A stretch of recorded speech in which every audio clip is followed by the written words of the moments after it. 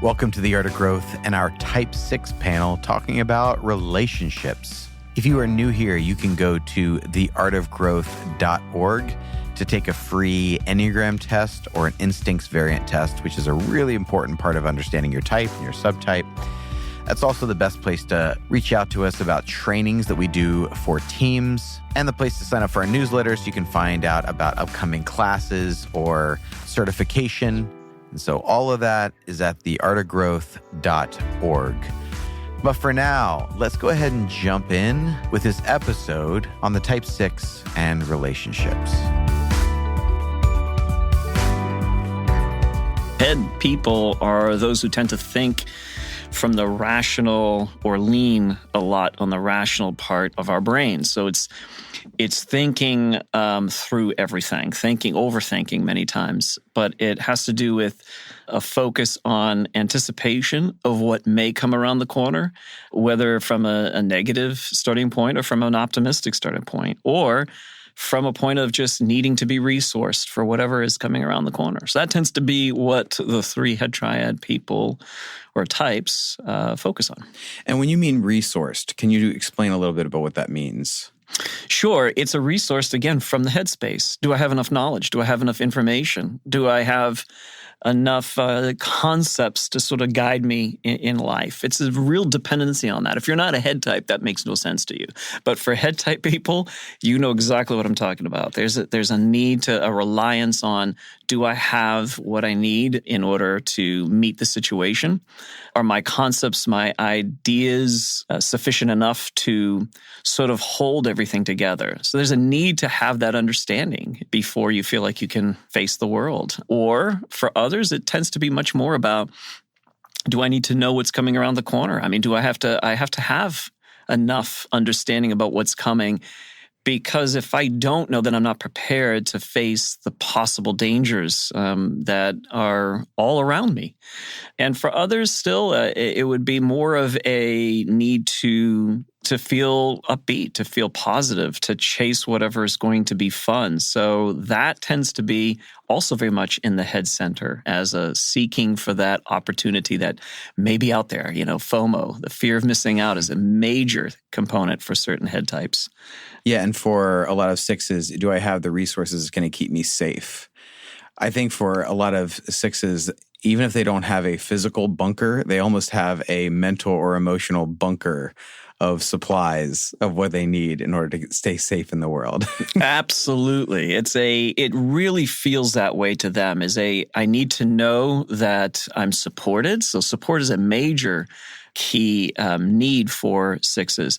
The need for support, although, and again, this is really tricky because whenever we use words, it depends upon the type of six. If I'm talking to certain sixes, and I ask them, you have a need for support? Some of them will say, no, I seek no support at all. But then the more you dig, my support actually comes from maybe not necessarily people, but it comes from concepts, ideas. I need to feel supported by those. So there's a need to rely on something outside of the self. That's a big thing for the six. Yeah. And this season is all about relationships. So if you're just joining us, there's a lot of explanation. There's a lot of backstory. Our very first episode, we did do an overview of all of the different Enneagram types. The first season was basically an overview. What does it look like to be that type? The second season about that type and growth. And this season is all about relationships. So if you haven't heard some of that information and you're just picking up on the six, like this is going to be a little more specific to relationships. So you might want to go back and listen to those.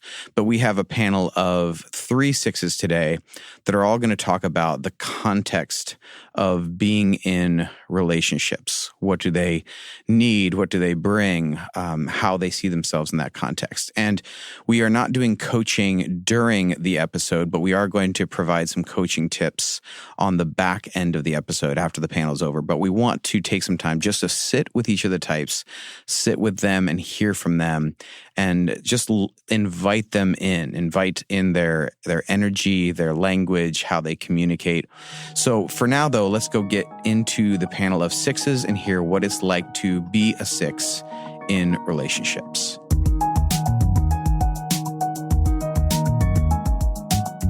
Well, welcome to the sixth panel. I'm here with Catherine and Kimberly and with Jeff. And I'm so happy you guys are here. I'm really looking forward to this conversation, and I'd love to hear a little bit about you. So tell us a bit about yourselves. My name's Kimberly. I live a little further south of Boston, so I had a little trouble getting here. I'm a married millennial female with a full-time job and a full-time commute, and my husband and I are active in the community and politically. The way Joel and I met was through my pastor, Christina, and she's really excited because I have a podcast called The Civil Discourse Society with one of my best friends, and we call it Left and Right Friends Chatting Towards Common Ends, and it's been really fun because it's opened me up to getting to meet a lot of new people, getting to meet people in the podcast world. I provide a monthly class for young adults aging out of the foster care system to learn resumes and cover letters and job interview skills. And I like to write cozy cosmic horror in my spare time and watch Netflix. I'm super into Stranger Things. And I'm a really bad baker. So that's kind of me in a nutshell. Awesome. Thank you. Well, I'm Catherine. Kimberly, that was so excellent. I have to think about how do I give myself a nutshell here. Okay. Well, the most hilarious thing about me might be that I have two sets of twins. Did you even know this about me in advance? Maybe not. I don't think That's so. amazing. Okay, so this is why my eyes always twitching because of the anxiety and also fatigue. It's been legitimately twitching nonstop since the end of February. It's sort of actually frustrating. Okay, so my oldest is 8. My boys are 5.5, and my girls are about to turn 4. And so there was a good chunk of time where it was just babies everywhere forever. It was just babies as far as the eye could see. It was amazing. So we're kind of over that hump. They're all like actual children now instead of just the babies that have total dependence in every way.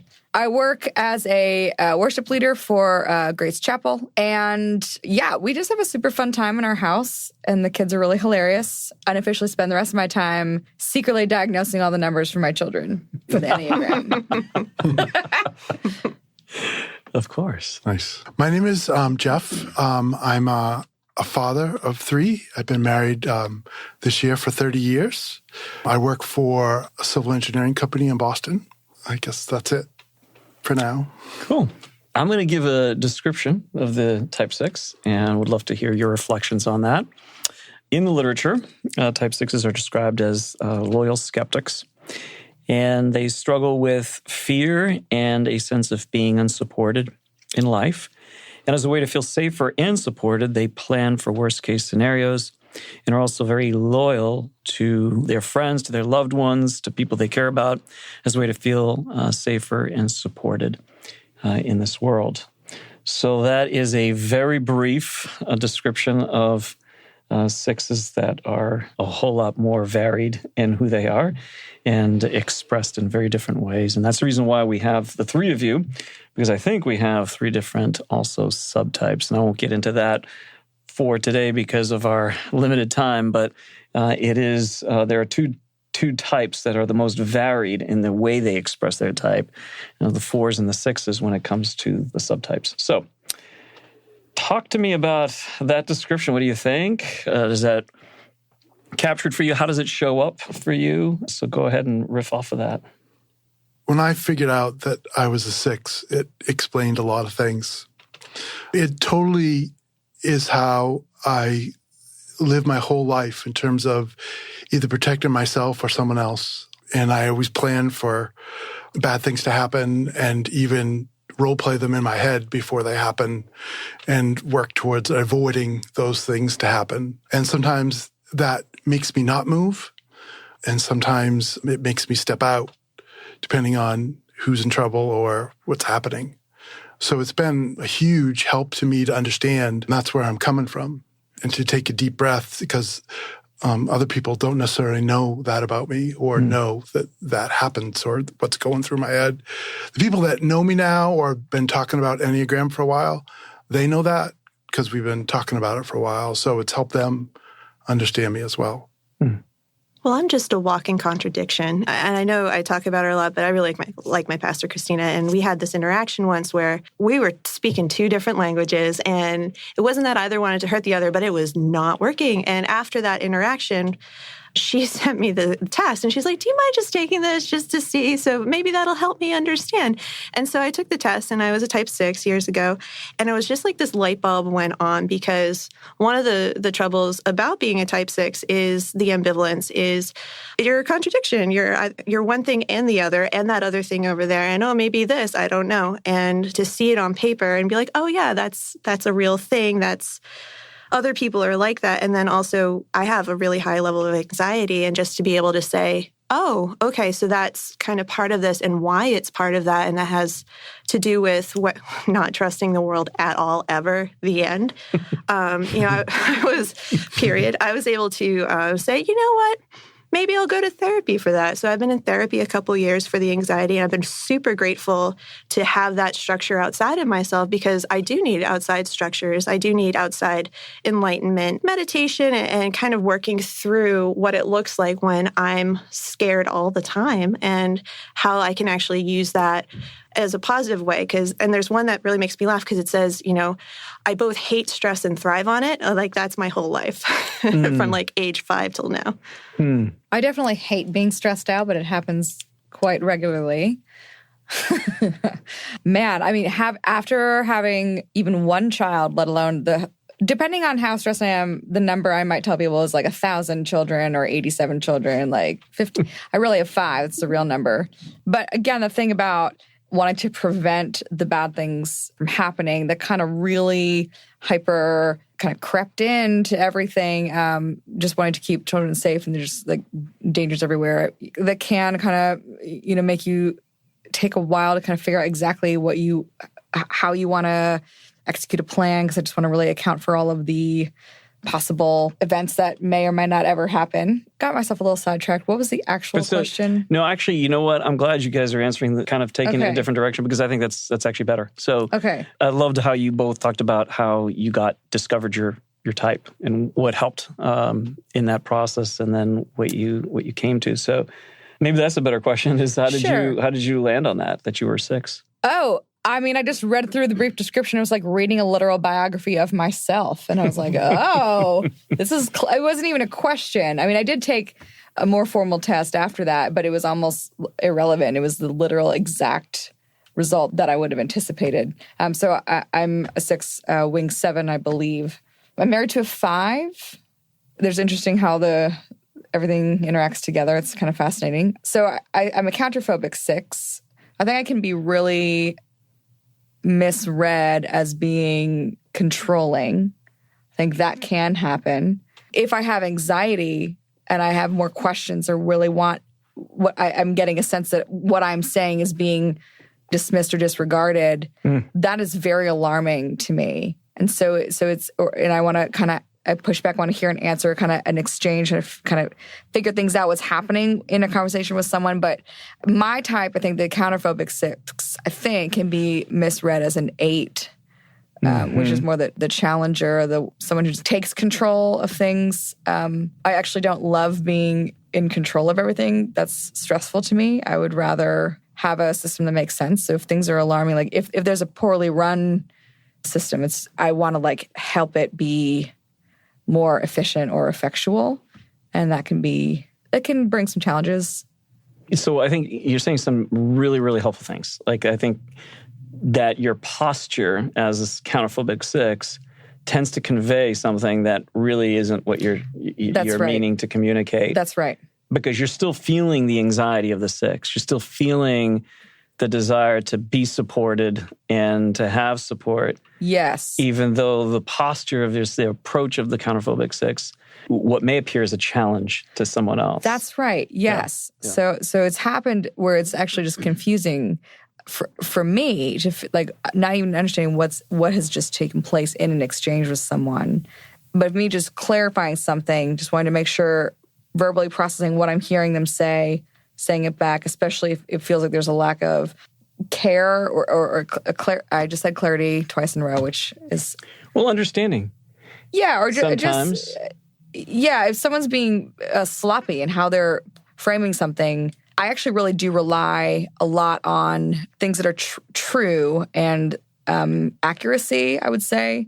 So that's where it can be read as a challenge if I'm actually really wanting to clarify what I'm hearing someone say, and if it is sort of in accordance with what they are claiming that they are wanting to communicate. So let me ask a clarifying question. Then I want to hear from you two as well in terms of that, like, because you're coming from it from different subtypes, but I saw you nodding your head up and down a few times on this. So there's something that resonates with you. So precision, and this is where some types get mistyped, is because for sixes, there is a focus sometimes on precision and exactness, but it's coming from a different place than it would be for, say, type ones that are oftentimes called the perfectionist or the reformer, who also fixate highly on details and on precision.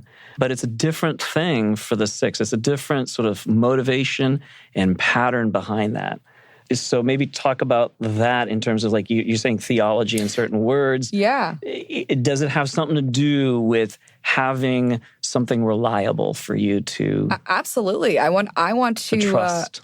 A sense of security or safety in clarity in what people are saying. Don't want to just trust people themselves, because people can just come up with lots of nonsense. But I feel like the protection for me, it's about maybe protection, the feeling of security. Protection is found in the scripture. That is where I feel some degree of safety. If I'm signing on with this group of people, and you're claiming to believe a particular thing that I can get behind, but the way that you're operating is in contrast with that in some way because of a lack of clarity, that is extremely distressing to me and makes me have a lot of anxiety. Yeah. Because I'm relying on that clarity. Otherwise, I'll just, I'll go find some other group. Well, and you sixes are particularly adept at that too. That's the skeptical part of the six, the loyal skeptic. Yeah. They're still looking for, is there continuity? Is there something I can trust here?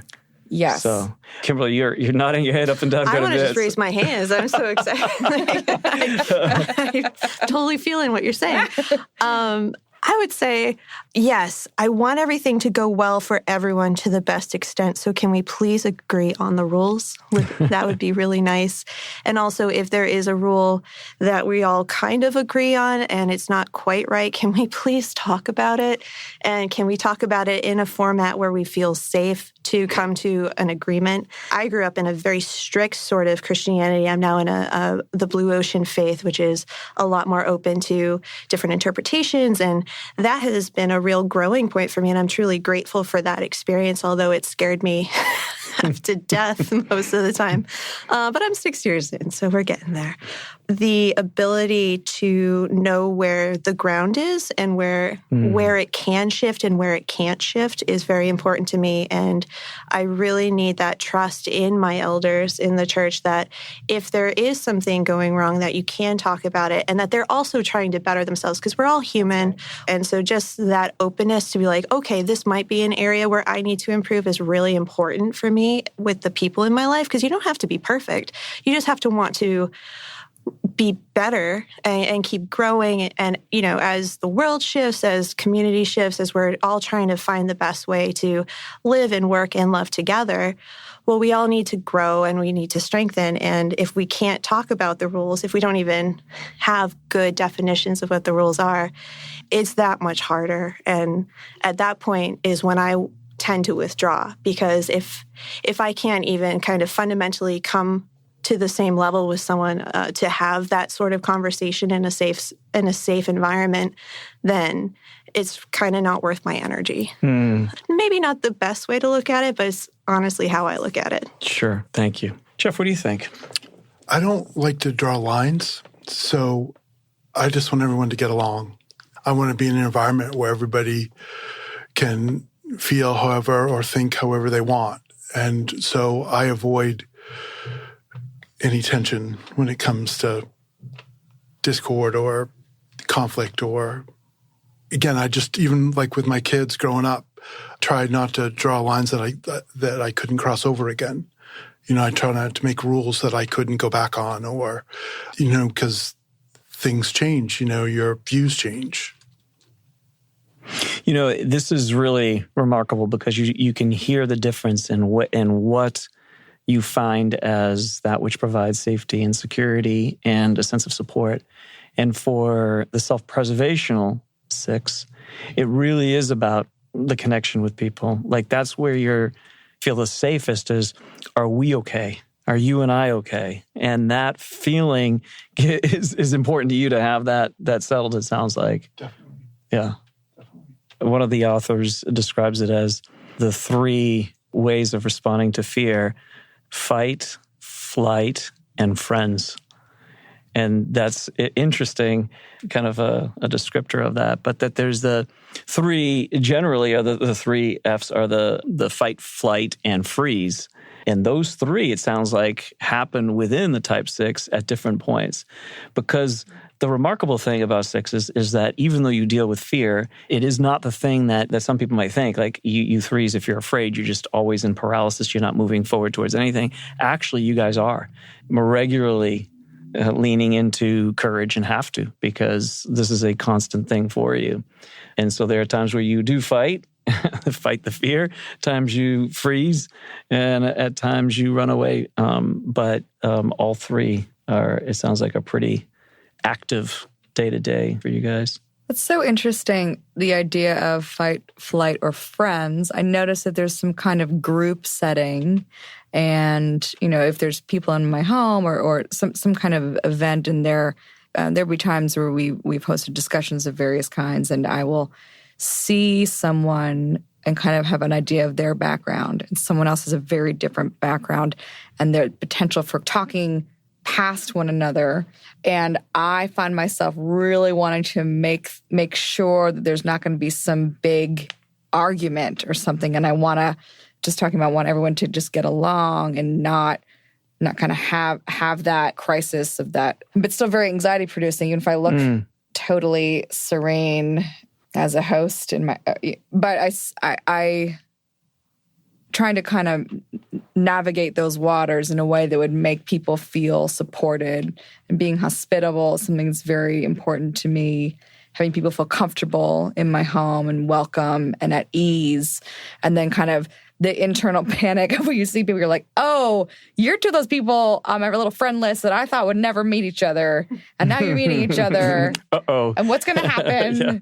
And, oh no. And then you go through all the little ideas in your head of what might happen. You just kind of like play the room and you just hope everything goes well and everyone escapes alive. That's the goal.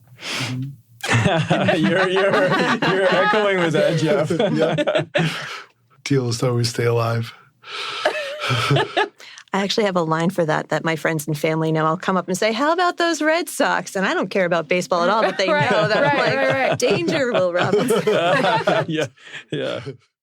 So we're talking about relationships, and you guys have gotten into this already in terms of how you interact with folks. What do you think you bring to relationships? I actually had a hard time with this question because it really mattered on the type of relationship. And that, again, when we're talking about rules, and it's like there are so many relationships. Which relationship do you want, Joel? So I broke it down. But I thought the overarching thing that I brought is the number one thing is the willingness to learn and adapt so everyone has their best chance at succeeding.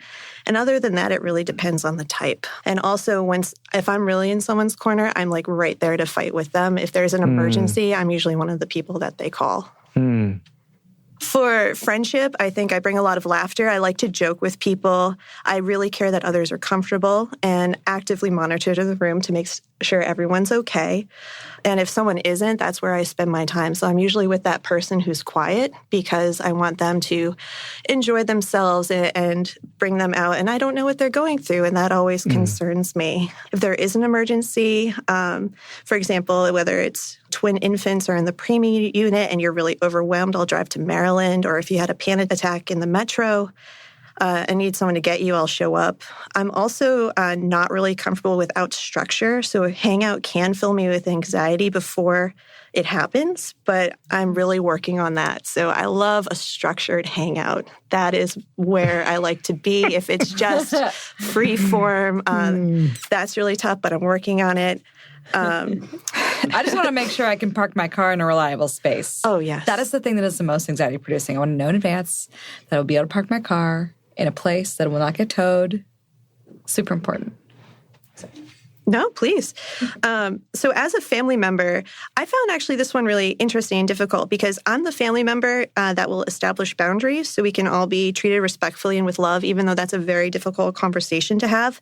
But I'm also the stable family member that doesn't stay in regular touch, but will give you a place to live. And I plan for everyone's future. I'm ready for it to fall apart. So whether it's savings or healthcare or you're getting older and we're going to have to plan for that, I'm there. So, and that's kind of the way I show love. I might not show up to every family gathering, but the second you're in the hospital, I'm there. So it's kind of an interesting thing because not everyone perceives that as love. They see it as you're too busy. And I'm like, I'm protecting all of us. And because I always do expect the sky to fall. I see the agreement over there. Yeah. In terms of relationship, some of the hardest parts of being around me is especially with my kids, I care too much. So in some ways it's become endearing that I call and say, check in with me, let me know if you get there, because I'm worried about them, to the point where my son, wherever he was, at some point, I wouldn't let him stay out all night, and I'd go pick him up at 1 or 2 in the morning just to make sure that I knew he was safe. So that stuff affects other people in terms of sometimes I'll overdo something in order to protect people, and they sort of bear with me and let me be afraid and fix it so no one will get hurt. And so that's, in terms of relationship, I can see a lot of forbearance there at times. And if they know me, they know what's happening. I use humor a lot in relationships. I just think things are funny most of the time. But even if they're not on the surface funny, I'm always very aware of the subtext that's happening in relational dynamics in a room or with people. If someone is sort of kind of on their own at a gathering or something like that, I'm kind of just I'm very hyper-conscious of those things. And so I might sound very casual and jocular, but I'm very aware of other things that are happening at the same time. You're multitasking. I am. I don't know that people are very good at multitasking in general. I don't know if it's a great thing that I'm multitasking all the time, but I think that's probably true. I'm kind of navigating two things. Loyalty is a thing, I suppose, that for sure. I don't consider not being in a relationship with someone. Like that's not a thing that I think about. Right. It's surprising to me, I think, when people think of that as an option for any relationship. We're like, well, just cut whoever it is, you don't need that kind of toxic, whatever people say. That may really actually be good advice in some cases for people. But it's not a thing that I think of. That would have to enter in from someone else maybe suggesting. But that kind of idea, that is not a thing that enters my head. I guess loyalty it is the word that is used for this type, loyal and skeptical, those things. But it maybe faithfulness is a word that I would use over loyalty. I think because loyalty, I think that's so glad you asked. I might be able to answer. Who knows? Loyalty can sometimes, at least for me, have the flavor of being loyal without discernment. That may not be blind loyalty. Just sort of like a whatever it is, you're just going to be loyal. And I think that is not a value that I have. And that's probably the skeptic side coming out. You're loyal, but you're skeptical all the time. But faithfulness, I think, is different. I think you can be really faithful in relationships with people, your children, your partners, friends, whoever it is, because I value people. But it's not without criticism. I don't mean that word in a negative way. I'm not meaning you're hypercritical of someone, but just you still really want to evaluate circumstances, what is happening, what are the relational dynamics, and it's choosing then to remain while your eyes are open to the fullness of the dynamic. It's a proactive, thoughtful posture as opposed to just a passive. Yeah, like, it's not like a sports affiliation where you're just going to that makes sense. Root for them forever, no matter what is happening, good or bad. That's what I'm picking up from how you're describing it as proactive. Yeah.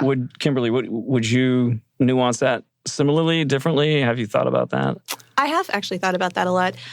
So a loyalist will fall on their sword for you, and that's part of what we do in a lot of ways, I think, as a six. We will fall on our sword for you. We will give up our time, our money, whatever, to protect the ones we love, the ones we value.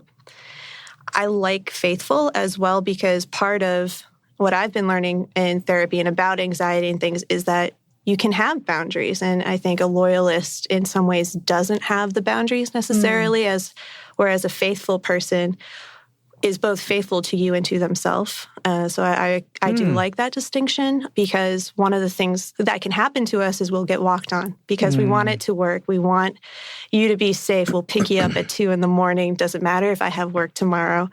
Just kind of managing that. So I thought that was an interesting answer. I love that. There's a lot of nuance to this loyalty thing. What do you think, Jeff? I see it. I'm choosing to protect you, and I can choose not to protect you. That I always have a choice to love or not to love. That's how I look at it in terms of when I hear loyalty. There's always a choice to protect or not protect. You want people to know that. I don't just do it because I have to. I do it because I choose to. Mm-hmm. I think I like the choice part. Mm-hmm. It gives me energy. It spurs me on because I'm making the choice, whether it's hard or not. Mm-hmm. Could I ask something too that I think you guys bring that I think is really remarkable is, even though you can look at it as sometimes it is called worst case scenario thinking, planning for the worst, which is what you do. But there's also the incredible upside to that, which is you actually protect people because you see, and they call sixes discerning types, because you do oftentimes anticipate and see where danger can be. You do provide protection for the people that you love, and that's a tremendous value to those you care about.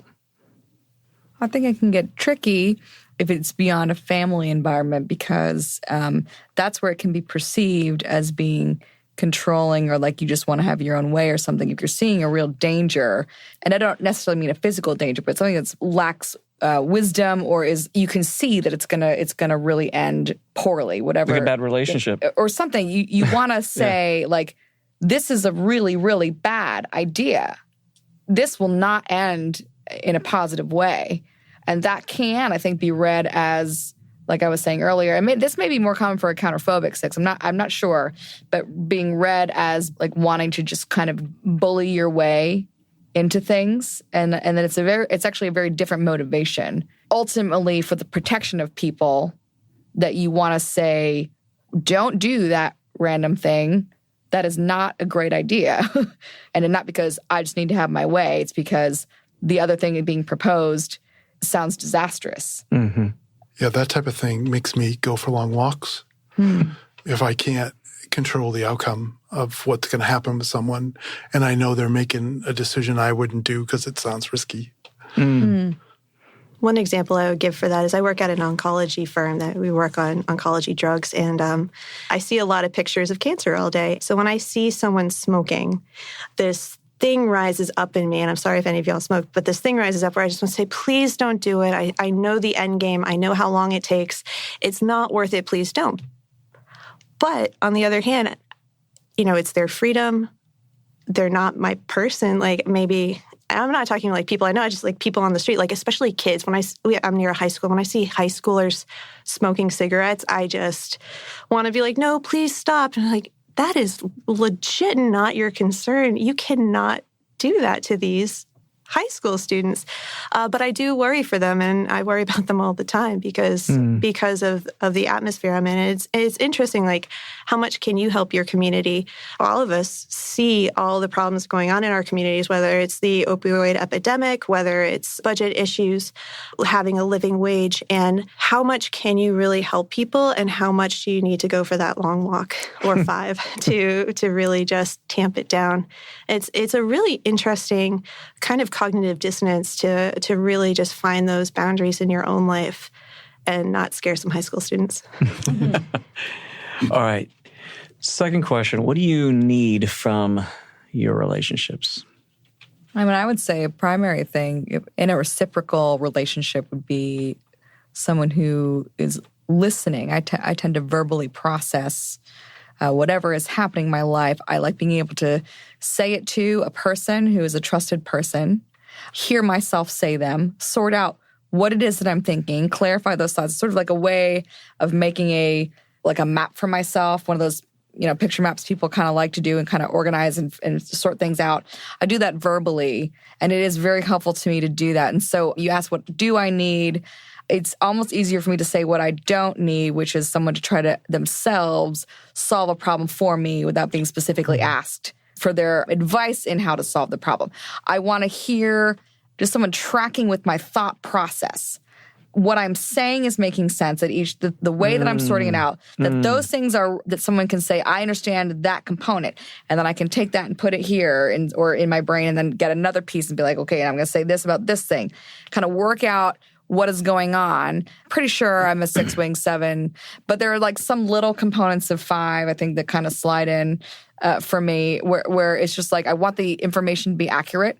I want to be able to synthesize it, figure out what's going on, just kind of like have a very comprehensive understanding of a situation. So I do that more with situations and relational information, if that makes sense, as opposed to data. It's the wanting to be heard and not just someone looking at my face while my mouth is opening and closing and sounds coming out of it, but like tracking, responding throughout when I'm kind of talking through an issue in a way that will indicate to me that they are valuing the fact that I am saying things and understanding what it is. It's perfectly then fine to have a different perspective and kind of have a conversation about that if someone has a different insight.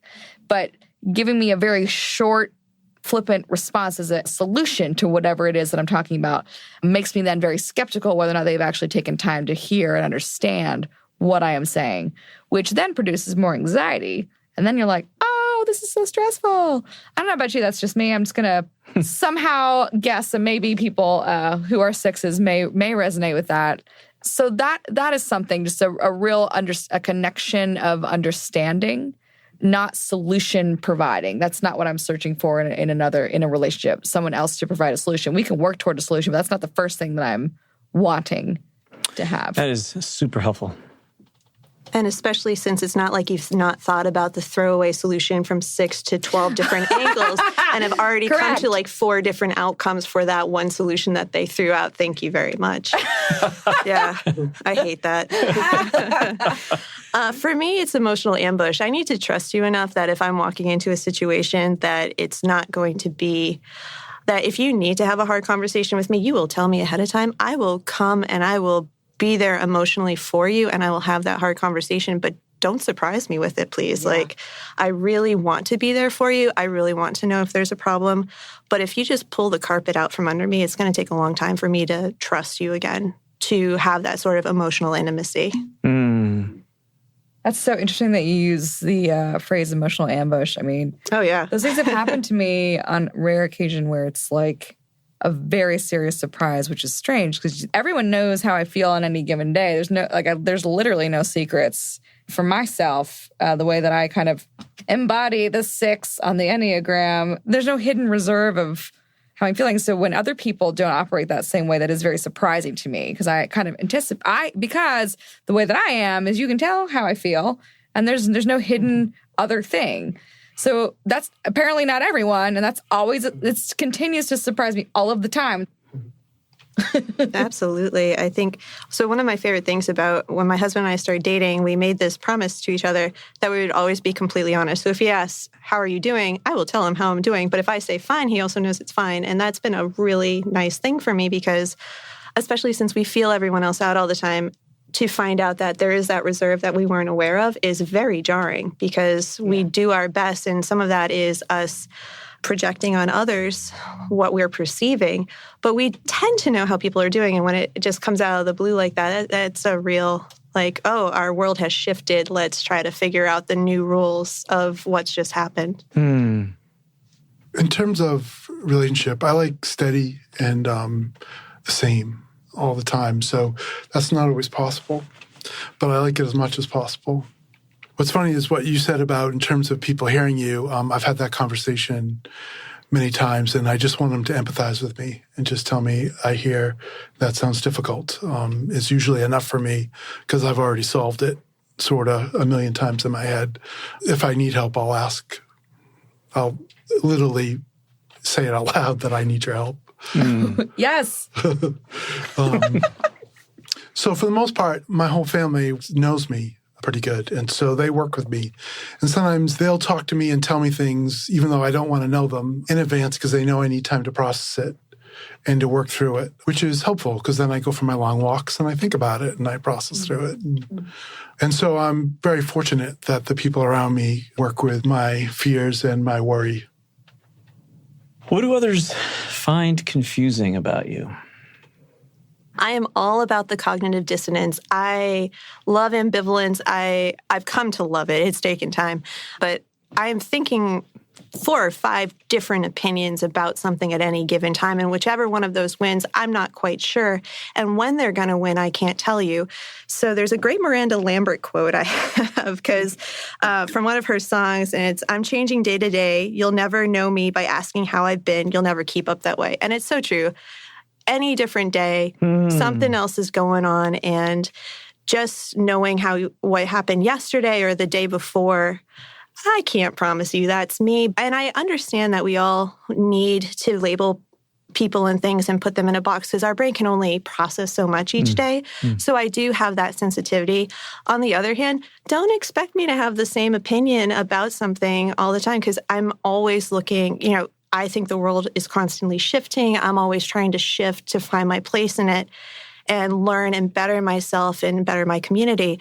So I'm going to look different any second of any day, and I'm finding that okay. But until I had read The Six, I thought that was a really odd thing, kind of maybe a little nuts. And it's taken a lot to get to the place where I can't tell you. This is how I feel. I can feel some other way in 5 minutes. They both have very solid backings of why I feel that way, but we'll see. And we'll see what works. That's a really good descriptor, too, of what's the process of what's happening in the head, because the head space, which is what sixes are, the anchor point of the head triad, the 5, 6, and 7. And in the head, there's always research. There's always another angle to take, which is very different than, say, a body type or a heart type. And so it's really helpful to hear that. I'm struck by as you said earlier, the reliance upon rules and structures for rooting, for grounding, for safety, while you might change your mind from day to day, moment to moment. Have you seen that? Yes. That contrast, you live in it, right? So, well, I like to think of it as when I think Picasso said something like, you have to learn how to paint before you can break the rules. And that's kind of how I feel about life. You have to have rules and you have to know what they are and you have to follow them before you can break them, change them, make them better. And I think that's part of the sixth path. You really want to protect, you want to do well, you want to care and love and make sure everyone's doing well. And then you want to take it to that next level. And whatever that next level looks like in each of our lives is completely different. You laughed really hard at that part of the confusing part. Was there some... Oh, yeah, absolutely. This is funny. Because, again, like I said earlier, everything's really funny to me. But, yeah, I think a lot of people are very confused. Except for the random people that I've now, after learning about the Enneagram, have also realized are probably counterphobic sixes, and that's why they're my people. And I'm like, you make 100% sense to me. Everything you do is completely normal sounding. Everything you say is gold. I'm like, oh, you're brilliant. Let's hang out. And then we do. We have a great time. But truly, I think I'm a musician. I studied music, but I never really had a lot of friends in my department because I just was very bored with people who are I don't mean this in a negative way, but very sentimental or just really in their feelings all the time. But I certainly emote always. I have lots of big feelings, but I was so relieved to read about the six because it is a head type. That made total sense to me. I have a lot of passion and a lot of largeness in how I present, but I'm not very sentimental, and that stuff does not resonate with me. One of my children that really likes that stuff, so I have to be careful to not just be dismissive about things like birthday cards or something like, oh, dang it, I gotta really up my game on birthday celebration things, which is not, I don't care about this stuff very much. It's people would call me dramatic, which is funny. I think it's great, but I'm not sentimental, and I'm not just moody and emotional. Mm-hmm. That doesn't make sense to me. So I never really got along with the artsy theater crowd, even though I was in all of those productions. I gravitate toward, my husband studied theology, and I did not formally study it, but I had way more connection points with somebody who was pursuing something in academia that was just way more interesting to me to talk about. And that's where my interests lie in reading and those sorts of things. Interestingly, even though I studied music, so I have a lot of creative sides, but I'm not a 4. So people would sometimes be like, oh, you're a 4 because you're like one of those artsy music writing whatever people. I did not relate to those people at all. Yeah, and for those who don't know, what the 4s are the more of the emotional types, and so 4s and 6s, and this is so good that you're describing this because it's another point of confusion, is because 6s can be very demonstrative in their emotions. It can come out visibly. Yes, crying, easy access sometimes to tears, boom, right to crying or to anger, or visibly. I mean, you see their facial expressions; right. They change and can do that for some 6s, not all 6s. But that can come across as confusing to others that you are deeply emotional. Want to be very practical about very things. Practical, which is yep. That's a very good description of how the 6s will move towards practical solutions as opposed to sitting with somebody for an extended amount of time processing emotion. Yes. And I don't mean to stereotype in any way because I know some 6s who do love people that are very emotional. Yeah. But the way the 6 will address it is primarily through the headspace. But what I'll do is I'll be very, and I just interrupted you, which might also be a classic 6 move. But then interestingly, I will be very emotional while processing a practical, what is the practical thing happening in some kind of very serious life crisis. I still am treating it in a practical way, but I might be very expressive while trying to identify what root issues are or something. But I still want to find the practical center of whatever is taking place. It's very important to me. Jeff, what about you? What do people find confusing? Well, the only thing I can think of is that sometimes I just know I should do something, and people don't always understand why I'm doing something or I'm going overboard in a certain area or at work or whatever, that I can see that there might be a problem and I just fix it before it happens. And sometimes they don't understand why I would do that or why I went out of my way to do something to prevent something.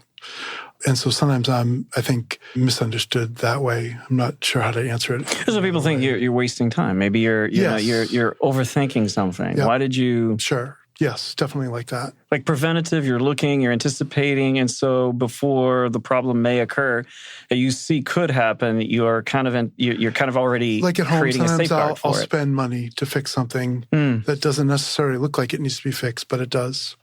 That makes sense. In the long run, you're saving money by doing a proper repair on the front end. I'm so with you.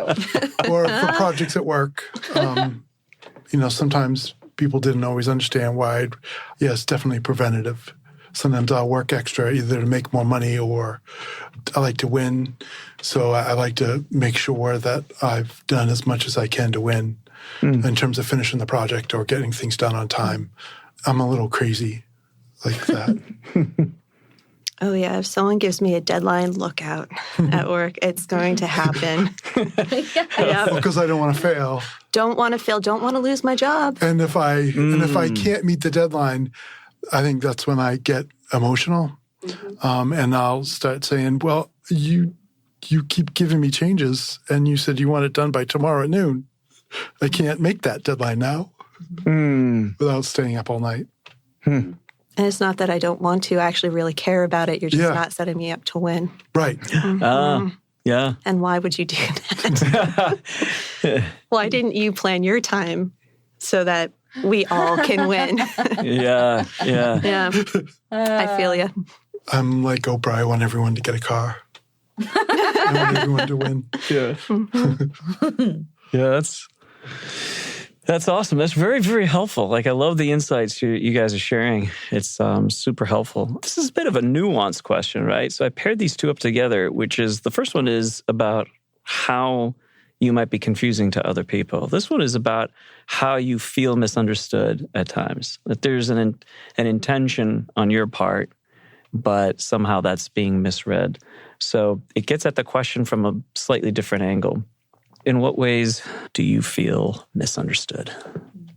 I think because I go at problems and I'm kind of a tiger that way, that people don't understand how real and how difficult my anxiety is. And so they don't give it the thought that it really does need. One example is when I moved back to Massachusetts from DC, I was used to a big apartment building. And then I lived at my brother's house in the country and it was super quiet and he's out a lot. So when I expressed this, I had a family member who decided to tell me about all the break-ins they were aware of in the area in the last couple of years. And it actually took me like 3 weeks to calm down at night after that. And it's just like, you guys, like you see me fight, you see me care. Yes, I will do it, and I'll do it scared, but I am scared. And if you could just, give that a little more thought, because that is a very large Achilles heel. It's a very soft spot. And if you say the wrong thing, I could be up all night. Please don't. That's a big one for me. For me, it's when people tell me not to worry. I tell them, don't say that to me because I worry all the more. Or calm down. No. That's not happening. Or just trust me. Or it gets worse. No. Oh, yeah, trust me. It's even worse. But I can't. Why? I might drop some expletives if you say that to me. Yeah. Yeah. It doesn't make me feel calmer. Right. So sometimes they're trying to calm me down or make me feel better, and that doesn't calm me down. So that would be, right, because people are not understanding what's going on. Right. Or they're minimizing. If you're afraid like an elephant's going to plow through this wall right here, that might be an irrational fear. But the things that we have responses to are actual things that exist in real, actual life. So they're not imaginary nonsense scenarios. They're real things that have a real chance of happening. So like a big thing people... Because we're intuitive and we are actually paying attention to what's happening around us. Yes. And so it's not always real information, but to the best of our knowledge, it's real information. Sure. So like if someone says, well, nothing's ever happened yet with, like, well, okay, but that does not mean that this is a safe thing. Like you can't, You don't play the percentages then. No, I do not. That's what I was thinking. What do you think of this? I was like, I'm thinking, because it's fascinating listening to this. It's very eye-opening to me. Like, I realize I think in terms of percentage. Like no, I think it's win or go home. So for you, the fact that it's possible does not end up as it's 10% possibility, therefore I'm comfortable in the 90%. For you, that 10% gets a lot of attention. It probably gets more attention than from other people. It probably depends on what the thing is. But with people that are super risk takers, I cannot always get behind whatever they are finding to be totally acceptable as far as like safety with the children or something. I might just be like, well, that is never a thing that we can do here because I can't. What you're suggesting is like clearly could lead to the demise of my children. So we're not going to go down that path. Yeah. Yeah. I get like a little twitchy about it, but yeah. Even if it's a really small percentage. Oh man. Well, it depends on depends on what the thing is. Like if we're going like half a block without proper seatbelts or something, I might be okay.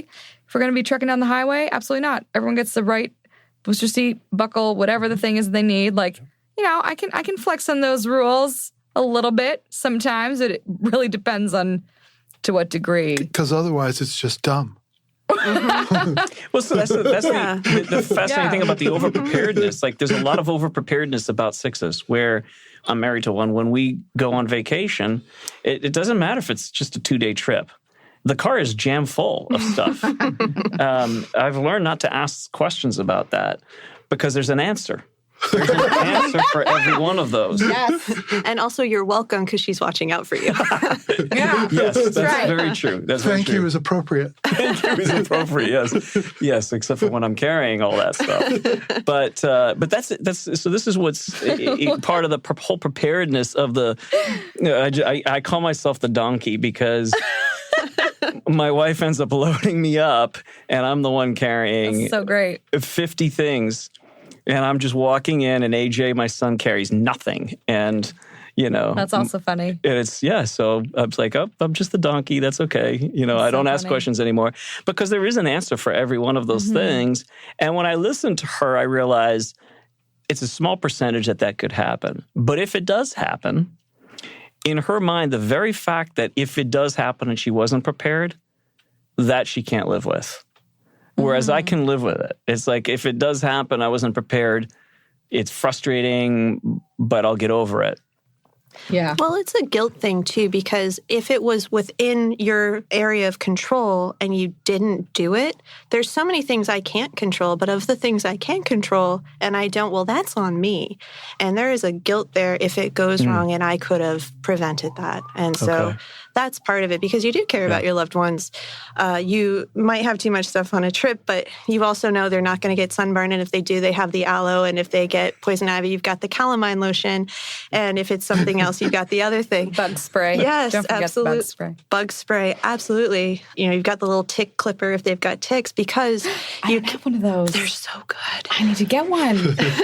And right, because ticks. Oh my gosh, ticks are. together and you're gonna Yes. Yeah, we're I gonna have get one our of those Amazon too. apps out right now. I'll show you on Amazon after. Load that cart. Wait, you have one?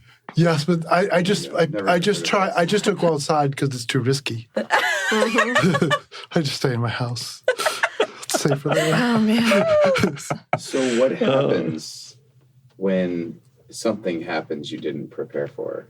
Oh, then I'm fine. I'm also fine. Then I'm just like, well, we'll just have to use this weird paper towel thing we found on the bottom of the car, and we're gonna make it into a whatever. We turned into MacGyver like immediately. We're gonna just do whatever needs to happen this minute. That's how I operate. I mean, I'm like probably panicking at the same time, but it's like one time my son got his finger closing, like one of the other kids closed the door. His finger was in the hinge side, and it's basically pinched off the entire like top part of his finger, and it was like, okay, so sorry, this is super gross, but it was like pretty traumatic for him. He was like 2 at the time, but I was like, but then immediately just grabbed his hand, wrapped it in this big towel, and like hold his hand. Like, I don't know why. In my brain, I was like, he's clearly going to bleed out right here in front of me. It was like his fingertip, like he probably was not really going to die. But I was like, well, I'm going to make sure his arm is elevated. I'm like calling, he rode an ambulance and, so I was very able to like manage what was happening. But it was, even that was funny to me that I was like, does that happen to you guys? Do you have like weirdly logical dreams sometimes? You're like solving weird problems in your dream, like evaluating options, Every like night. in the aisle of Every like a night. grocery store. You're like, Every night my dreams are stressful. that is amazing. Oh my God. Every And you're night like, what's the discount on I'm it? You're like running. comparing two items in a running grocery or- store. or if there's some big situation happening every night. And there's a real thing. You're like, well, that wouldn't work because but in your dream, you're doing this. You're like weighing this, okay, I just wanted to know if your dreams are My sometimes boring. dreams are just restless. Oh, yeah. It's so funny because my mom, who I think is a 6, she always says, you don't freak out in an emergency. You freak out after. Oh, Yes. yeah. Mm-hmm. Yes. And Yes. Actually, I find my center within emergencies, which isn't always healthy, I know, but when it hits the fan, I'm ready to go because I have planned for it. I have experienced it.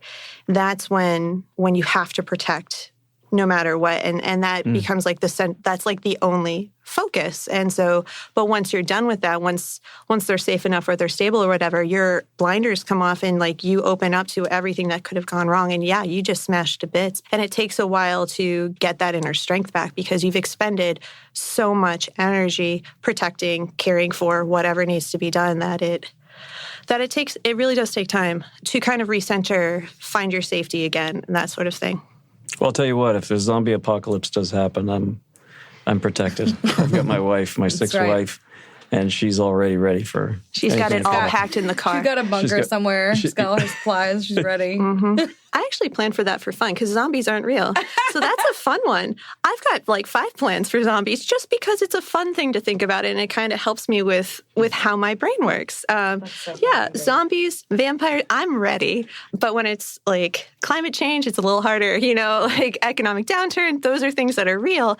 And I go, and I think it through. But those are fun to think about because I bet I'm a not lot of expecting- sci-fi writers are 6s.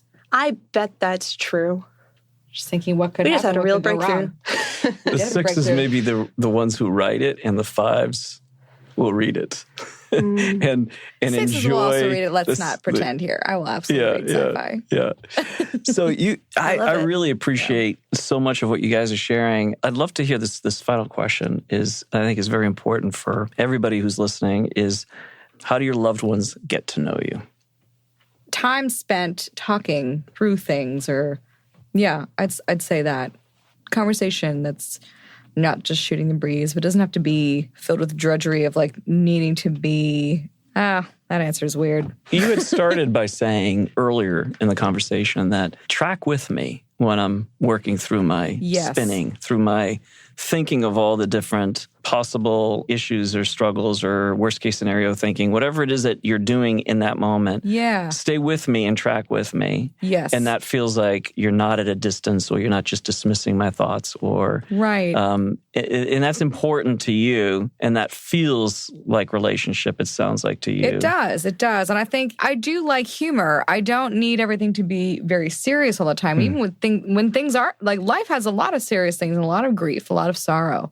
That's okay. You can have robust, deep connection with people over very serious content. And I really resonate on some of that deeper content. But I can do that while involving humor. What can be seen as intensity does not mean that the thing that I'm saying lacks rationality. If I'm speaking about something that I care deeply about, I can do that and still bring some humor into it. You can't just write off someone who is a 6 or someone who has a lot of passion as being too emotional, and that the content isn't based actually primarily in thought out.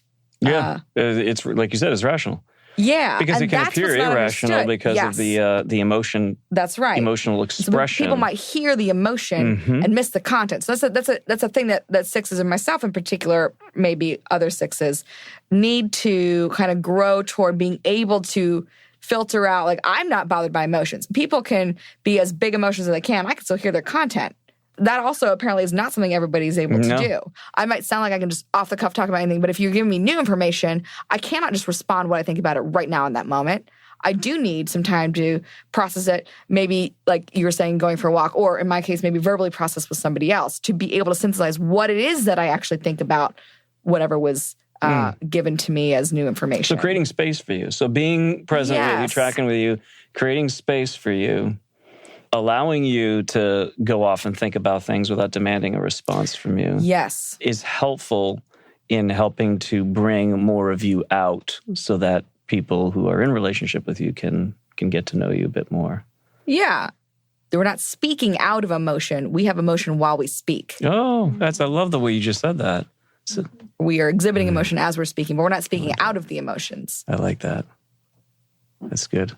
But for the 6s, it's the processing is mostly through the head. It's not that you don't process through the heart. We process through all 3 centers, head, heart, body. Yeah. But our preference as head types is through the head.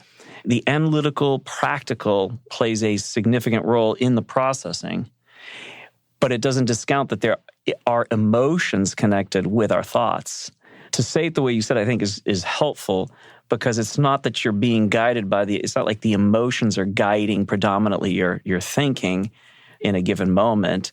It's being processed really a lot more through the head space than it is through the heart space. And I think that's probably the best we can say, given what we know about the head-heart sciences, is we know that the heart is definitely involved always, but some definitely process much more through the heart space, emotional space, and others much more through the head space, and the others much more through action, through the body. So what else? What are some other things? How do your loved ones get to know you? Well, I would say, just to add on to what you were talking about, I have really big emotions most of the time, and it's exhausting. But I really like that I can push them through my brain. So when someone would say, like, how do you know if you're talking out of emotion or you're talking out of thought? It's because I push my emotions through, almost like the Play-Doh thing you push through of duty, of loyalty, of what is the correct way that I should treat others in my life. And so I can kind of see what comes out the other side, whether it's a star shape or whatever it is, because I know enough about my emotion to be a little afraid of it and to manage it, because I know how big it can get. But I have 2 things for how do your loved ones get to know you. And it's not the knee-jerk reaction I gave Joel of, they don't. I'm an enigma.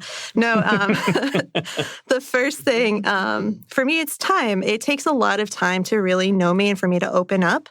And you have to have an ear for it. So I will talk to you all day about practical things. I'll talk to you all day about you. But if I feel like I want to let you know a little bit about me, and then you just kind of take it as you don't understand the importance of what I'm telling you, that makes me shut down. So you have to have an ear for it, and don't just skip over it if I let that little bit out from under the rug and you're just like, oh, okay. And you keep going like, oh, well, then it didn't really matter to them that I was trying to be open and honest and tell you about myself. The other thing for me is really respect my boundaries. I really believe honored boundaries mean honored relationships. And if you aren't mature enough to really get to know me and you're trying to take instead of letting me give, I'm strong enough, thank God, in my 30s to say, no, thank you to that. I have other people in my life who do honor my boundaries and I honor theirs. And then we can let them down a little bit together. Yeah. Interesting. Jeff? Well, the best way to get to know me is to listen, as I had said earlier. The other thing is to stick with me over long periods of time, because it'll take that long for me to let you know me. I also find stability in that, so that in long-term friendships and long-term relationships and knowing people a long time, that empowers me to let people know who I am and trust them. And so I appreciate that, living life together and being together for long periods of time. So almost every type said something along the lines of, well, time. It takes, take time with me. But how that time is spent has really changed from type to type. So we may need some specificity as far as what does that time look like ideally to you? I'm a little selfish about it. It's the time when I'm not working and that I don't have to recharge my battery. So there's a very small amount of time where I put it into family and friendships. I'm working on that, but that's true. And then among that time, most of it's going to be about you. And then if I let myself open up for that little bit, and that's the part that I'm saying, that's when you get to know me. When I say that little thing that's actually something deeper for me, and you don't pick up on it, that's the problem. So it's actually not a lot of time. It's a very specific type of time that I'm talking about. That's very helpful because that is different than some of the way the other types would respond to that. The other thing that's been interesting is for each group we've asked, what does it mean to go deep with me? Because for each one, it's really different. And this is where you get these complications in relationships where one type that's with another type wants to go deep, but it's their version of deep from their center. So then you have this thing of like, yeah, we really didn't go deep, and because, again, of the difference in what that means. So maybe when you are saying I'm exposing a little bit of myself and that vulnerability, without maybe saying what you actually would say, is maybe give an example of what that might look for you that might not be interpreted as, oh, Kimberly was being vulnerable in that moment. Like, that just seemed like another just bit of data that she just shared. Yeah, so I'm usually pretty much an open book about surface things. I want to solve problems. I'll talk with you all day about solving problems, and I love a structured hangout. If there's structure to it and we're solving a problem or we're doing community service all day long. But if I start talking to you about maybe like we're looking for a house right now, and that's a very anxiety-riddled thing for a 6 because of all the things that can go wrong with a house. And if I just make maybe I make a comment about that, and I could say something like, I just don't know who I'll be in a year. And they're like, oh, yeah, you'll be fine. And you move on. You're like, no. That's a really big thing for me. And that's a kind of an easy one. But I think there's a tell to it. I know my husband can see it, but I mean, he's around me all the time. But there's a tell to it. And like finding that tell with a 6, I think is really important. I don't know if I want anyone to go deep with me. I think I'm fine on the surface. I don't know. I mean, I think just being around me and spending time with me, I guess, is the only way in. If you spend enough time with me, you'll get to know me. But otherwise, I don't pursue that. I sort of am deep with myself. I don't know if I trust anyone else enough to always be there, because I feel like they're going to try to solve it. again, the whole thing for me is people going through life with me. That's the time that I value the most, is just living, because it's hard for me to live. Each day is just stressful. So if they're with me every day, I feel like that's the time I like to share with them and getting through things together. So depth for you, and that's fine, because that's just another way of looking at depth, perhaps, is that it's not just, we got into the deep emotional space or did problem solving together, but that spending the time next to you, with you, feels deep to you. Would that be how you would describe it? Is that I feel deeply connected when I'm with somebody, and we don't have to talk a whole lot. We can be together. I'm not sure. Again, because I'm self-preservation. It's all about surviving. So that's sort of my angle on everything. I appreciate that. So if someone's with me and sticking with me, they've gone deep. Yeah, that's interesting. I'd say consistency of bearing witness to my life, but not in a way that is suggesting that they are like more equipped to decide what is for my best or something like that. Like just deciding that they know what I really need or something. I think that 6s are actually not bad at assessing what their actual needs are. I do have a good sense of how I am doing or even who I am. I basically don't ever sit around having like wondering about my identity, or that's actually not a thing for me. That I kind of know who I am. And this is where I wanted to even ask maybe a little bit more of a deeper question, is how do they get to know you even at an emotional level? Yes. Because there's a lot of thoughts for the 6, and those are great, but how do I get to know you at a deeper level, at that emotional level? Yeah, don't be too intrusive about like weird things out of the blue that have nothing to do with what we're talking about. Like like years ago, someone asked me some really, it was like literally we were at the playground. I didn't even know this person very well. We'd sort of just met, and they're like, "So, how's your marriage?" And I was like, "Good." What are you talking? Like, okay, like fine.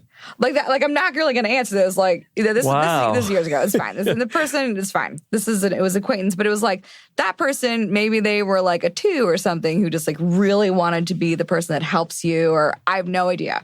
We're not in touch any longer. It's fine. But it was like that kind of thing. I'm just kind of like, well, that's super not appropriate to the situation. So like those things strike me as very weird. Some people love that stuff being asked these really personal, what to me feel like really intrusive questions because I'm not secretive. I'm like, what are you planning to do with this information? I'm comfortable with myself being around me and just kind of rolling with it in a casual way because life has enough sorrows and hardships on its own. But I think just bearing witness to your life. I think I do get very stressed out if someone is like, ask weird, diggy questions because I don't have secrets. So why are you trying to really get in my business? I think for me, I'm all or nothing. So I have a handful of people that are close to me and they know everything. Yeah. I don't hide anything. I don't need to. If someone's not in that circle, they won't go deep.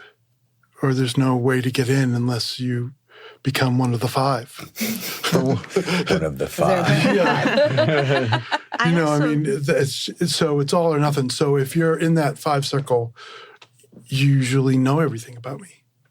Jeff, I also liked your answer of, I just want to do life together. For me, doing life together, solving problems, making sure we're all safe and secure and loved and all of that, that's my deal. If I want to show you a tiny bit of that deeper emotion, that's a big deal for me.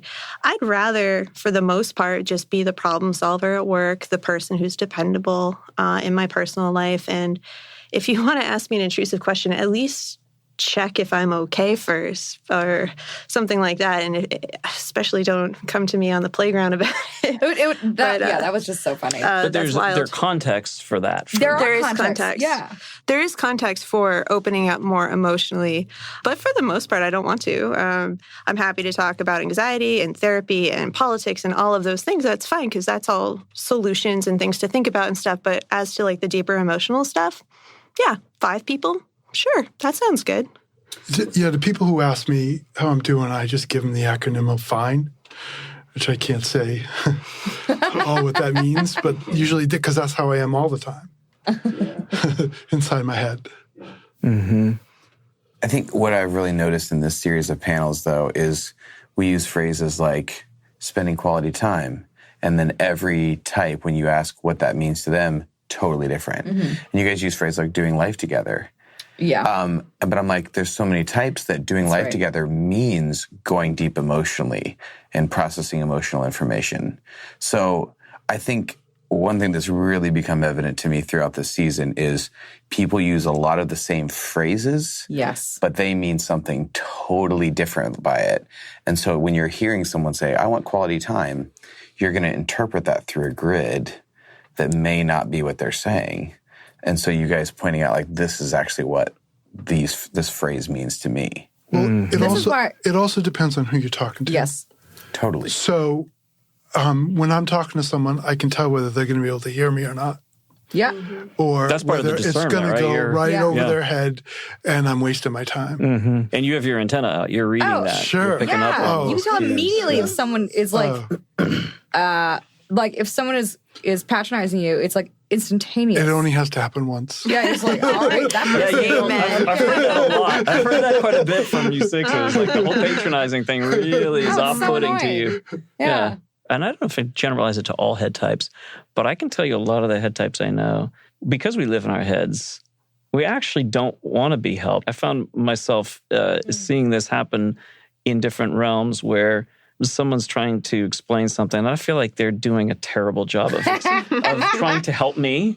Like, so seeing a therapist and knowing that I think I could help you help me better than the way you're helping me right now. Right. And or trying to give me a head solution, a concept that might be helpful for me when I'm like, yeah, I've probably already been there and back several times. So I hear you. But from the sixes, that's like a big thing I'm regularly hearing is the whole patronizing is really off-putting to you. And Extremely so, Yeah, because yeah. then you're devaluing the humanity. give it maybe a quick definition as we close on what that means to you, the patronizing piece. What does that mean? Maybe give an example of something someone said to you that just sent you like over the edge. You heard that and it was shut you down. That was it. Because I think for each type, again, there would be a different way that patronizing would be experienced, and how they would describe patronizing as being off-putting, I think would be different from type to type. Don't worry, or you're being emotional and sort of like trying to calm you down and trying to give you some rational explanation for or solution to your problem. Does that feel patronizing to you? Or if they actually tell you the percentages. Oh, actually, it's a great example. So I'm married. I'm married to someone who I believe is a 5, and truly, I'd be like one time there was this loose, I don't know, ibuprofen or something on the floor, and I was like, of course, all the children are going to die immediately. That's what you think. You're like, death is happening around the corner, and so I was like, this is terrible. This is all the panic, and then he was explaining to me how like, well, yes, it's bad, but it probably would taste really bad to them, so they wouldn't eat a lot, or they wouldn't. That wouldn't really. And I was like, this was the most infuriating response in the world. I was like, what are you talking about? Are you trying to argue like this? Just let the children munch on ibuprofen. That's a good Like trying to talk me down. illustration. Yeah. That's helpful to me because of how many times I have been your husband in that situation. Right, like because I think he's trying to like help me be like, well, it's okay because nothing bad Yeah, happened. because if I give you enough And it wouldn't rationality, be- it should calm you down. And actually, Yeah. right, that's what you think. But then I'm thinking to myself, what are you saying? Like children die Thanks for by sharing that with us. right, yeah. But do you know what I'm talking about here? And so it's like, but then to me, that just makes me more annoyed because I'm thinking you are dismissing the severity, the seriousness of there are actual statistics about children. It's very dangerous for them to consume. Like, okay, this is And what's funny is Clearly- that you would actually calm us down if you just told us you heard us. yeah. Just say like You just you're say, "Whoa, right. that sounds distressing," and then we might actually calm down. Yeah, but now we're like As all of our opposed to spouses are just getting- gonna get this like recorded message, gonna push play, who's like, that sounds distressing, and then like that's gonna be how they respond to us. They don't even speak; they'll just like play the recording, yeah. figuring Yeah, just yeah. like with the recorder, Well, the don't worry thing is sort of, it's impossible Yeah. for me. and it so- minimizes the thing that we're seeing. If you Or say my like you're right, being. that would be It bad. minimizes my being because that's what I do. Yeah. I actually don't mind so much when people patronize me because I know my worth. And I really don't care what you think if you patronize me. I'm sorry, because I'm going to overcome, I'm going to figure it out, and I'm going to go through the scenarios and beat you, essentially. And so if you want to come to me and say, oh, sweetie, it's just X, I'm going to be like, okay. And then I'm just going to ignore you, and I'm going to go around you. I'm going to make it safe, and I'm going to move on and peace out. Like, patronize me all day. I don't have time for you. That's so funny. I just completely emotionally shut down to that. I was in politics. I was patronized plenty. And I'm just like, tell me something I haven't heard, please. Yeah. You want to talk geopolitics? You want to tell me that is really hard? Oh, that's fine. Like, Yeah. we can talk. And I laughed when you talked about the ibuprofen statistics because you looked up statistics. And I'm like, yes, of course you would look up the statistics. You wouldn't just say, oh, it doesn't taste that good. You'd be like, what are the statistics? Well, yeah. What happens? It's that kind of thing is so regular in our house. It's like to the point of, well, our house is already a comedy show just because of the sheer number of children in such a close age span. So just everything's funny. 78 children, is that it? How stressed am I right now? Let's say we got it's more like 12 children right now. So I'm feeling relaxed. It's a good day. It's a good day, right? It's a good day. It's just 12. Just 12. But I actually find patronizing a useful signal in my life because I find if you patronize me, well, then my alert goes up and I'm like, okay, this is a certain type of thing. If I care about you and it actually matters, I'll talk to you about my boundary. Whether you respect it or not is up to you. I can only deal with what I can deal with. However you're going to do your thing is fine. I can be around you or I cannot, but that's my choice. And I bet you haven't researched it as much as I have. So, it's just one of those things. But I can just smile at you. I don't need to even tell you I've done the ibuprofen research. I just know I have. Yeah. What's helpful about this is there are types that are going to be listening to this going, oh my, like me, oh my goodness, I've done that. I've actually said those things. And then like, oh, so that's what is going on behind the scenes for this type 6. And that's the gift that I think the Enneagram provides for all of us, is to be able to see a window into what's going on underneath the skin. And then creating a space for more grace between us where we can understand and give each other the space to say, yeah, we really are aliens. We really are different from one another. I forget who it is that does that in her book, but she says, so this is the perspective from Planet 6. It's done intentionally to kind of say, this is how different we really are. It's completely different worlds and how we process things. So this is the gift to be able to understand what is functioning underneath, what's behind all this. So thank you so much to you guys for opening up, being transparent. You guys are a gift to the world, as all types are. And so I appreciate you. Thank you. Thank you. I feel like just telling you, thank you for making the world safe. You are welcome. Anytime. And Not by all the way- heroes wear capes. And by the way, everything's going to be fine. Yeah, that's the worst thing. It's great that you feel that. I'm just going to leave. You just told me to calm down. He's a type A. You didn't know?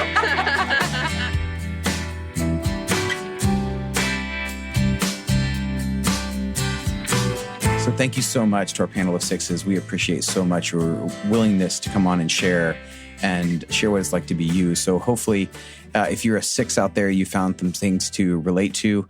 It's really hard to cover 6s because they are the most varied of any type. Even as we go on and we have other panels of 6s, it's going to take a while to cover all the ground. And there may be aspects you relate to and there may be aspects that you don't, but you are your own unique expression of your type. And we want to honor that and remember that. And hopefully there'll be things that come up through these times that you relate to. And we are getting a lot of messages of people saying like they're laughing as they're listening to these episodes because they are so relating to things that are being said. And it really that resonates. But I like that they're laughing because that means they're willing to do the work of growth without taking themselves too seriously. Well, that's a huge part of it. Like, I mean, this is the reason why we do what we do with the podcast. It was, if you listen to the whole thing, you realize Jim and I, we never jumped in hardly did. We asked maybe clarifying questions and so on, but we didn't get in there to sort of say, but is this the right thing? Should you be doing this? This allows us to display our personality with all the quirks and weirdness and gifts and strengths that are there. I mean, I think that's huge. We got to take ourselves lightly. We got to laugh at ourselves. We got to give ourselves grace and give each other grace. So, that breathing room is so helpful for all of us, I think. For sure. And growth is not really possible without grace. So there are times where you look at something and it makes you cringe within yourself. And there's other times where you just have to laugh. And I just was talking to a couple who were talking about seeing a pattern that they would do as a couple, their unique combination as a couple, coaching them through that a little bit. But now they're at a point where they're telling a story where that pattern came up and they both were able to just laugh in that instance. Like, oh, that's awesome. Yeah. We're doing that thing that we tend to do. Yeah, there's a couple things going on there that are so good. One is that you're sort of in the right way objectifying yourself. Yes. You know what I mean? You're sort of like, this is not me. This is, and it's helpful because it is you, but yes, there's a part of it you can kind of pull back a little bit and look at it and say, oh, there I go again. Yeah. And that really is quite helpful to sort of have that objective stance to look at that from a distance. And when you can laugh at it, that's all the best. Yeah. Yes. Yeah. Well, and that's the tolerance component. Like if you really want to learn how to do relationship, you're going to have to accept. I mean, that's a key component. One is you have to accept that this is who you are and that this is who your partner is.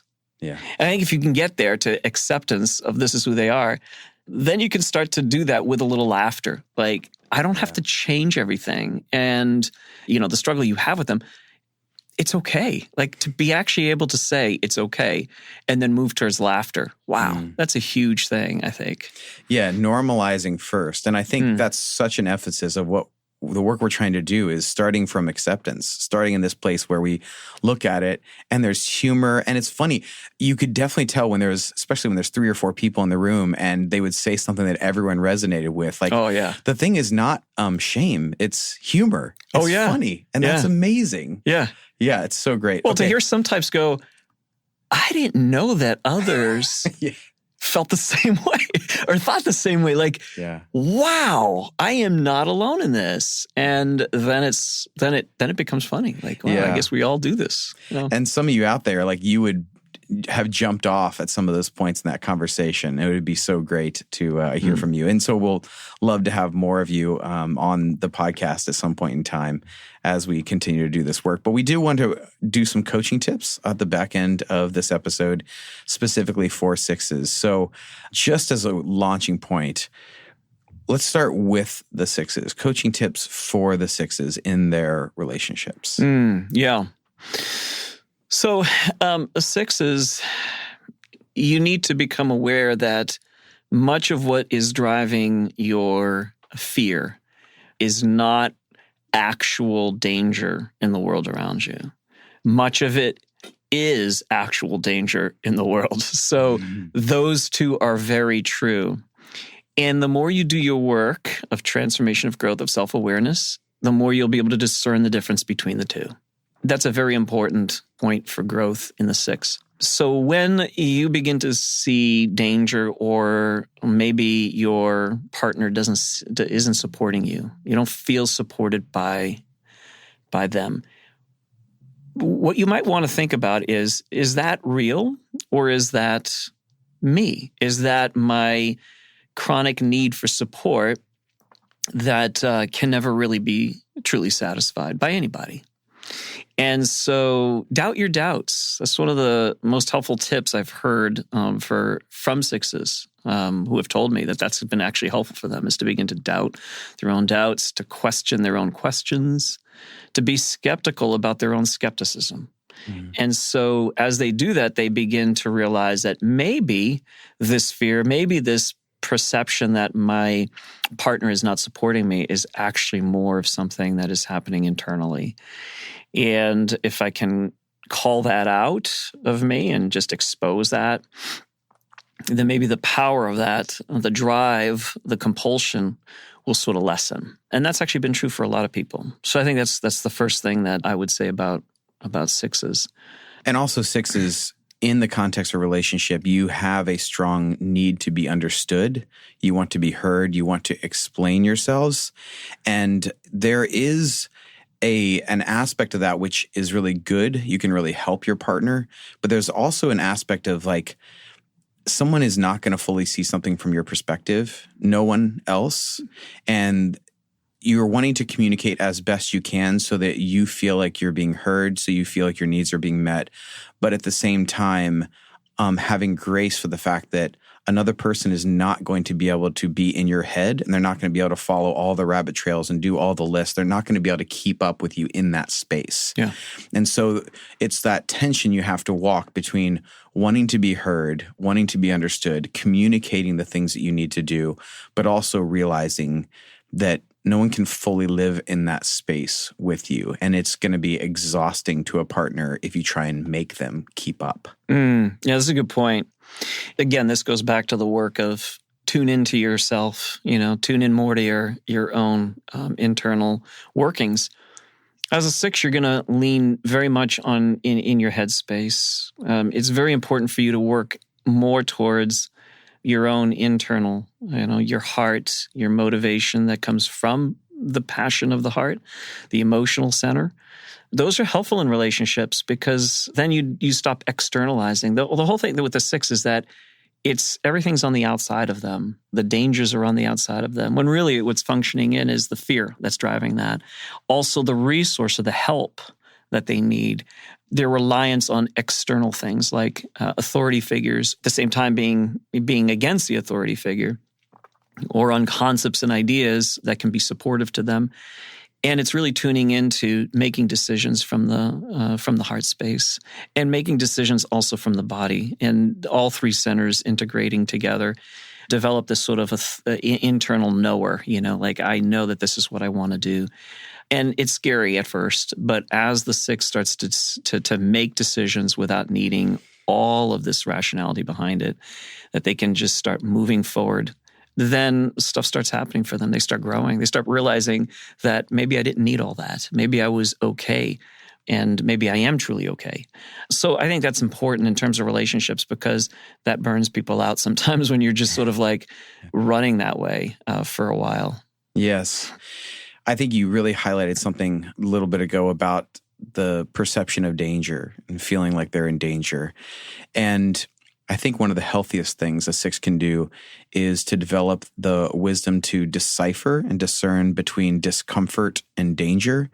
There's this great YouTube channel. I've only seen a couple of their videos, but they're called Yes Theory. And they have these t-shirts that say seek discomfort.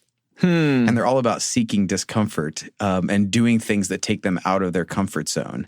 And I think some of those things are actually, that kind of a practice or that kind of mentality is really healthy for a six because you're not literally putting yourself in too much danger in a lot of these situations. But if you put yourself into discomfort, you actually learn to decipher between discomfort and danger. And that can actually make you function a lot better. Yeah, it's a little bit of exposure theory. You just expose yourself to the danger, and it lessens. Yeah, anything that you run from actually gets worse. So if you run from the thing that you're afraid of, it doesn't actually solve the anxiety or the fear. It's actually going toward it and discovering that it actually isn't anything. But I think it's a really good point, Jim. And for sixes, leaning in towards the thing that they're afraid of and moving towards it. And let me also say this: it's not that there isn't danger. Because to every one of our weaknesses, there's a strength for every type. And it's a powerful strength, and it's a gift to the world. And we can never overstate it, how important it is to have sixes who are paying attention to actual danger in this world. So it's discernment. What is the compulsion? What's the drive versus what is the actual danger that exists in the world? And that's, I think, the work, right? Yeah. That is the work. And it's not because we don't want you to be less aware. We don't want you to be less of someone who brings the gifts that make the rest of us safe. We just don't want it to run your life where you're spinning in worry all the time. And I think that's the emphasis of so much of that discernment, so much of that work. So let's talk about coaching tips for being in relationship with a type 6. Yeah, so every partner of a 6 has to understand what's going on. That fear is really, anxiety is really running behind the scenes oftentimes for the 6. And so it's extending compassion all the time, extending grace. Why are they over-explaining themselves right now? And so the best that you can do is to communicate as much as you can, to communicate support, loyalty, support, without patronizing. It's a delicate dance sometimes, but it really is affirming what you really feel on the inside, even if you're in the moment annoyed or frustrated, is that you lean into your own heart and you recognize, I do love my partner. I love them and I got their back. And for you to communicate that, I got you. I got your back. I'm with you. And also to communicate at times when, okay, that is too much information for me. I got it. But I want you to know that I'm totally behind you. Okay. Right. And that can be helpful because the 6 wants to grow. Most 6s do want to grow and they do want to transcend the lower side of their type. I think that could be helpful in communicating with them. Yeah, I think there is almost an immediate reaction of like, oh, you worry too much, or like, don't worry so much. And it doesn't really help to start from that place. But if you can start from the place of support, like I hear you, I can hear like there's some anxiety around this, and then work through some of the things that may be causing that anxiety and be able to have that conversation. That's helpful. But I think the starting point is often we're just annoyed. Like, why are you sharing so much information? Why are you worried about this? Like, seriously, you've said, I'm worried like 6 times in the last 5 minutes. Like, do you hear yourself? Like, that's the reaction. But the best reaction is to start with support, because that fear of not being supported, that thing driving them, like, I need to feel supported. So if you can meet the need of feeling supported, then you can look at the pattern that is causing the anxiety. Yeah. Yeah, for sure. And if you can be present to some of the spinning that is going on with the 6, some of the overthinking, that can be a gift, a tremendous gift to your partner. So you can be present without entering into that. It's not that the 6 wants you to come into their spinning with them. Sometimes they do, but it's really more helpful. And actually what they truly want is to be understood, not necessarily from the head space, even though they don't know this oftentimes. They want to be understood from the heart space. Sometimes that can be really powerful to them, is when someone shows them from the emotional center affection and support. It slows down the head spinning quite a bit. Don't ever try to debate either with a 6, because the debating from the rational space is never going to win anything, and it's going to be exhausting to both. It's don't enter into that debate. Listen, if you can, show grace in that space, extend your ability to stay with them, but then move towards this support that comes from the heart space. And I think I would add to the listen, but also touch. So I think including touch with the listening, like giving them the actually physical support, it kind of brings them out of just in the headspace. It helps bring them back into the body. If there's something they're worried about, if you can actually just give them a hug in that moment, put your arm around them in that moment, just even put your hand on their shoulder, there's something in that connection, in them feeling that physical sensation, that is going to help in that moment. When a lot of times these kind of fights that come up between couples, depending on your pairing, your number pairing, there's going to be similar kind of things that come up on patterns. Like every couple knows this. We've been having the same fight for 15 years or whatever. But some of the things that cause us to pull away from that person in that moment, and one of the best things you can do in that thing is actually to lean in and make a physical connection in that space as you listen. Yeah, that's really good. And if you're working with a 6, they're either an employee of yours or a boss, it applies similarly to what we've just said. You may not be able to do all of those things in a work environment, but what you can do is is move them towards action. Like, this is all great, and, thanks for the heads up and the warning. What would you suggest? What would you do? You've given me a lot of reasons why this won't work, or why you're stuck at this point. What's the way forward? Put it back into their hands. And I think that helps them to move out of the head again and back to action. Whenever they're in their body moving forward, the 6 tends to do better. Another very important thing when you're in relationship with a 6 is not to dismiss their fears, not to dismiss their concerns. That actually is counterproductive. Even when you're trying to do it in a way that's like, oh, don't worry about it. That's that's what I mean by dismissing, is like either outright ignoring, or just, oh, don't worry about it. Don't worry about it. Because the don't worry about it never works. And you probably caught that in this panel interview. It never works for them. Instead, it's to understand, to allow them to work through their anxiety, their fears about things, and then to put it back into their hands, as I said, and ask them, what's a way forward? Because they can come up with solutions, and they can come up with some fantastic solutions to their own fears, and then get them back into motion and get them back into taking action that's driven. And the reason why we say, what do you think you should do, is because it gets them out of just the overthinking, the spinning, back into action, back into their bodies, back into moving forward, and into trusting their own internal ability to make decisions. And so the 6 will sometimes appear to like, don't tell me what to do, and then tell me what to do. And both are functioning within the 6. Yeah. And so the temptation for you might be to tell them what to do, or to avoid telling them anything. I don't think telling them what to do is helpful. It's guiding them back to, what do you think you should do? And you can come up with a solution. And they can. And when they do, again, it causes them to, instead of relying on outside authority, it causes them to tune in to their own ability to make decisions. It's and that's very empowering. Really, really empowering and super helpful. And they're very good at it when they do so. Yeah. Thank you for listening. The best way to support the show is to leave us a review on iTunes, or to share this episode with someone else. If you are looking to go deeper, go to the website, theartofgrowth.org, to sign up for the newsletter or find out about coaching. And if you're a Massachusetts-based company, you can even do some of our trainings, and it's funded by the state. So please reach out to us about that. And if our listeners get us into some corporate work, we do a commission to help spread the word. So for now, my friends, enjoy the connections around you, my Type 6 friends, because there is security and safety and support in those places. Enjoy and appreciate the stable connections around you, and ask for what you need. If you need reminded of that today, it's okay to ask for what you need. Your needs are good, and it's good to bring those to those around you. Grace and growth, my friends.